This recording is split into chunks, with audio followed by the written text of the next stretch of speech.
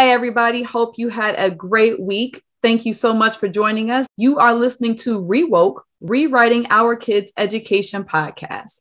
My name is Michelle Person, and we are on a journey to change the face of education. We are rethinking, re-examining, and re-educating ourselves and our children.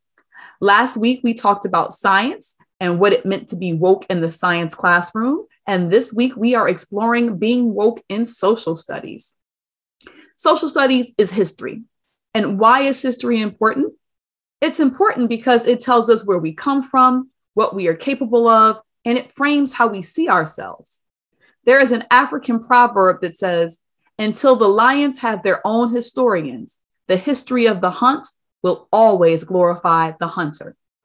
You can't be more woke than that.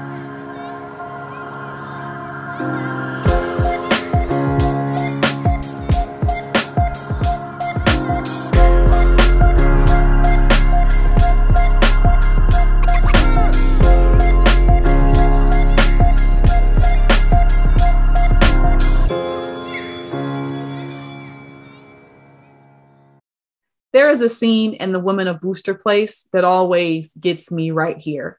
And since we are a podcast, understand that I'm pointing to my heart. One of the moms has a son, and she's taking her son to a play. And they're doing a Shakespeare play. I believe it's Midsummer's Night's Dream, or maybe it's The Tempest. I don't remember at this point. But one of the characters is a donkey. And in the play, they often refer to the donkey as a jackass. They say jackass repeatedly. The mother, who has a plethora of children, has a habit of calling her children jackasses. Halfway through the play, the baby turns to his mother and says, "Mommy, is that what I'm going to look like when I grow up?" And the mom is confused because the donkey has a donkey head. Like it's a grown man, clearly in a donkey costume. And she's like, "No, why would you look like that?" And basically he says, "Well, because you call me a jackass and that's a jackass. So that's what I'm going to look like when I grow up." The feels. I mean, it just gives, in that moment in the movie, I feel like the mother gets it. She understands how her words have had a huge impact on how her child sees himself in the world. History told that baby that he was a jackass and that was what he was going to look like when he grows up. Imagine what kind of crazy and completely inaccurate conclusions our children must come to when the only images and stories they hear about themselves and their ancestors are of slavery, segregation, and Martin Luther King.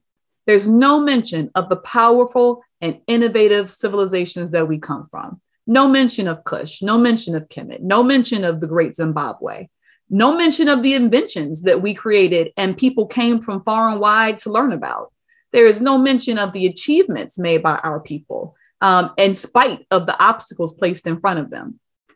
If you ask me, history is quite possibly the most important thing we need to rewrite in order to cultivate a new generation of woke learners.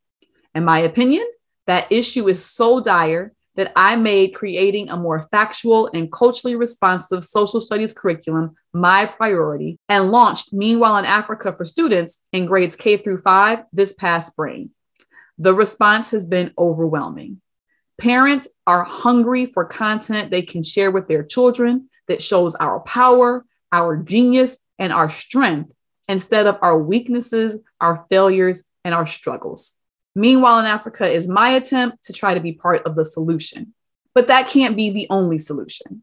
So beyond making Meanwhile in Africa and curriculums like it mandatory in our schools, how do we change the narrative being spread in our history and social studies classes? Well, my guest today is Lastasha Marsh, and she is the social studies instructional specialist for Petersburg City Schools in Virginia. And she is here to explain how she does it and to give us some tips.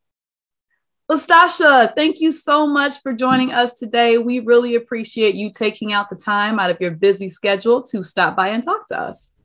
Thank you for having me. I really appreciate it. No problem. Before we dive in and start talking about social studies and why it is so important to make sure that it is taught accurately and with a high level of engagement, can you tell our listeners a little bit about your background? I am currently the curriculum instructional specialist for Petersburg City Public Schools. I began my teaching career in 2006. I was the teacher of the year in 2011 at Armstrong High School, and I just love educating the students in social studies. So we talked a little bit before we came on to interview, and I was sharing with you why I felt social studies was important. The fact that it's often one of the overlooked subjects in school. It often gets the least amount of attention. Yes. The curriculums that are provided often have major holes in them. Yes. They're not engaging. And ironically, when you're talking about creating a sense of self and identity and self-worth for students, social studies and history is honestly quite possible the biggest part of creating a whole child, giving children, a sense of understanding who they are in the world.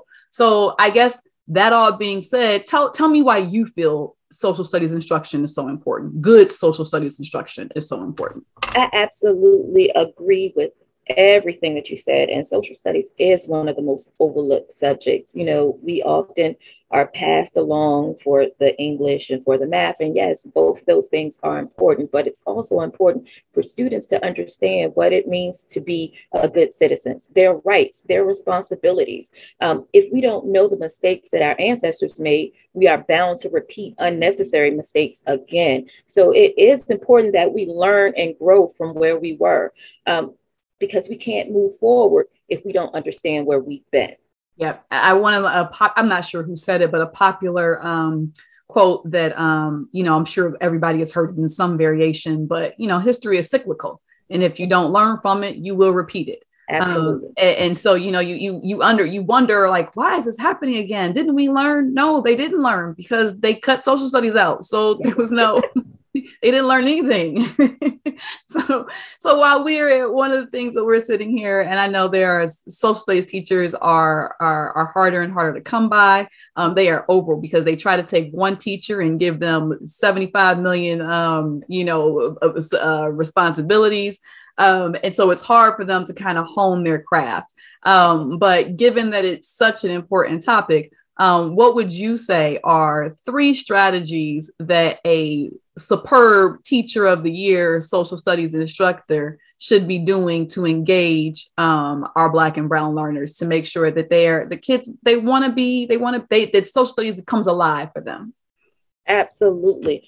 First of all, good social studies instruction, you have to make it relevant to the students. You have to make it relevant to their lives today. So you have to be able to connect the past to the present, and then to show how it's going to affect the future. So we have to show how that all makes sense, because if students just see social studies as something of the past, then it's not interesting to them today. But if we can actually show those connections, then that would engage the students to say, okay, so I can see that this has happened back then, and now this has happened currently. So they can actually see the connection between the two. And to engage our Black and Brown students, first of all, social studies teachers cannot let their biases show. You have to come in and you have to be non-biased, because the students will pick up on that.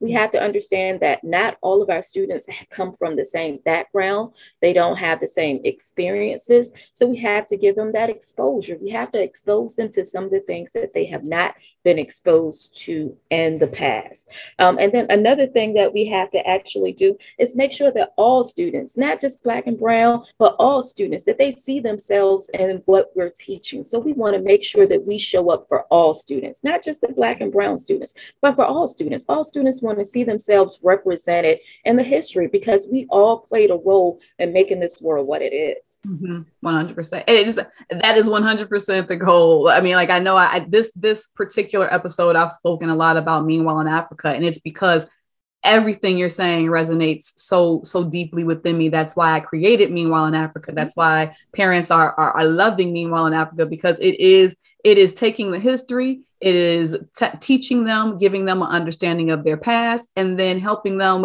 take that information and create their future. That's the whole entrepreneurship content or, that goes with it. Like, it's not just a history lesson. It's a history lesson, a reflection piece, and then how can I rewrite or create my future based on what I just learned. It's not just for Black and Brown students. It is for everyone, because we, like you just said, you said it so eloquently, we all created this current state, and we all have to understand our roles in it, and how to make sure that we continue to create the best possible future. I love everything you said. Do parents who want to support good social studies instruction at home, parents who want to, make sure that even though maybe the social studies instruction in school is limited because of time constraints, because of budget cuts, what can they do at home? What resources do you recommend? The Library of Congress, they have a vast amount of primary source documents, of other information that parents can use to help their students, and all of that content is free.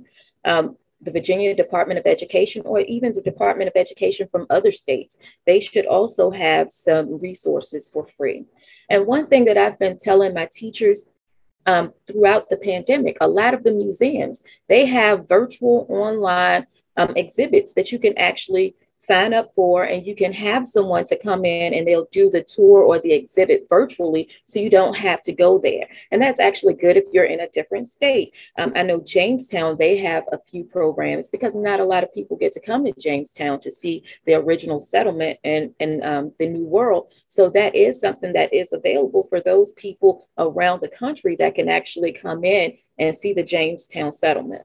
I know that's so funny that you said that, because one of the things that I pushed out to my teachers was, the Natural Museum of History in New York City. They were giving free tours, because there was a pandemic. So they opened it up, and you didn't have to be, in New York to be able to experience the museum. And I thought that was a phenomenal resource. So I love, check out your local libraries, your local museums. Almost all of them have a free day. If they're not free all the time, they have awesome programming. And right now, as we continue to soldier on through this pandemic, people are still offering free virtual stuff. So I think those are all really good suggestions.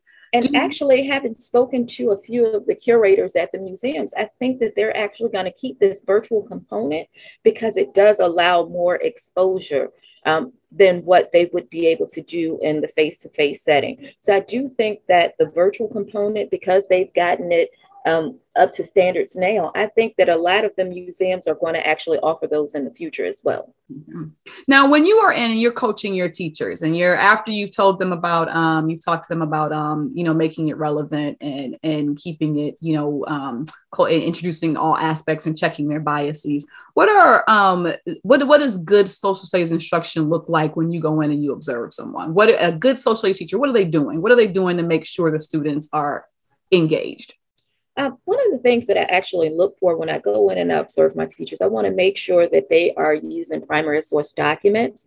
This helps the students to actually see what the documents actually look like. When we're looking at the Constitution, the student should be able to view the actual Constitution. They should be able to read the words of the Constitution, the Declaration of Independence. So I look for that. I look for, just to make sure that it's accurate. I want to make sure that what they're teaching is accurate. So we have developed a robust curriculum in Petersburg City Public Schools to make sure that what they're teaching is accurate.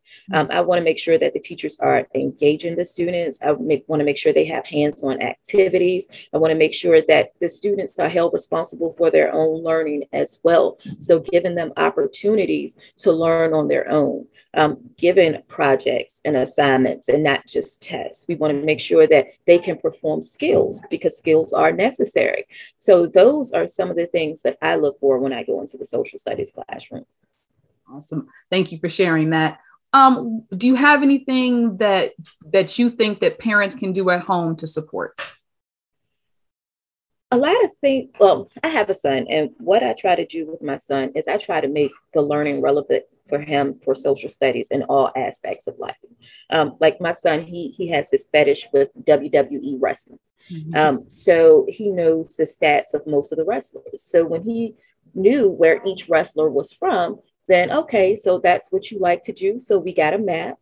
And he learned where each state was because he knew where each wrestler was from. So he had like a little miniature picture that we cut out, and then he would pin it on the map to show where the wrestlers were from. And that helped him to learn the geography. So you have to focus on what your kids like. What do they like? How can we make that relevant? Another thing that we do is like with the San Francisco 49ers. We explain how they got that name, how the Chicago Bulls got their name, how the Pittsburgh Steelers got that name. So we have to make it relevant for their current exposure, what they like. And then if you make it relevant to what they like, then they will enjoy it.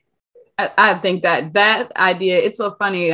My nephew used to go to a Montessori school and they did a map like that, but if you had family members who lived in different states, you would pin the family member in the state that the family member lived in. I had never even thought about doing the same exact project. Still teaching map skills, still teaching the idea of scale, still teaching, how to create a map key and a map legend, symbols, all that. Just do it with WWE people. Like, absolutely. I mean, you can, so just parents be creative is what I'm hearing. Like, be creative. And when you see an assignment come home, see if there's a way that you can take that assignment and tap into what your child's interests are so that you can make it relevant to them. Thank you so much for being here with us today. I loved everything that you said. I think it's great. I concur with everything that you said, but I think sometimes people need to hear it from a different source. And obviously when you're hearing it from the teacher of the year and the curriculum instruction specialist for an entire district, you carry a little bit more weight than just the building administrator. So thank you so much for coming on and talking to our parents about the importance of social studies and making sure that we include it in what we're teaching our children. Absolutely. Thank you so much for having me, and continue to do what you do. Virtual museum visits, research them. I think you'll be pleasantly surprised at how much your children will enjoy them and how much they will learn from those experiences. I want to thank my guest, Lastasha Marsh, for taking time out of her schedule to speak with us, and thank you all for listening. Show notes, resources, and links to all the things we've mentioned are available on our website at www.justlikemepresents.com. Make sure you hit the subscribe button and share this podcast with other parents and educators in your circle. Visit our Facebook group, Just Like Me Presents, and share your favorite social studies resources. Now, we have touched on all the major school subjects in our journey so far, but what about rethinking what school looks like on a daily basis? Next week, we will explore a different method of instructional delivery for students, and you can decide if it's something that you might be interested in for your child. Thanks for listening, and remember, if our children can see it, they can achieve it.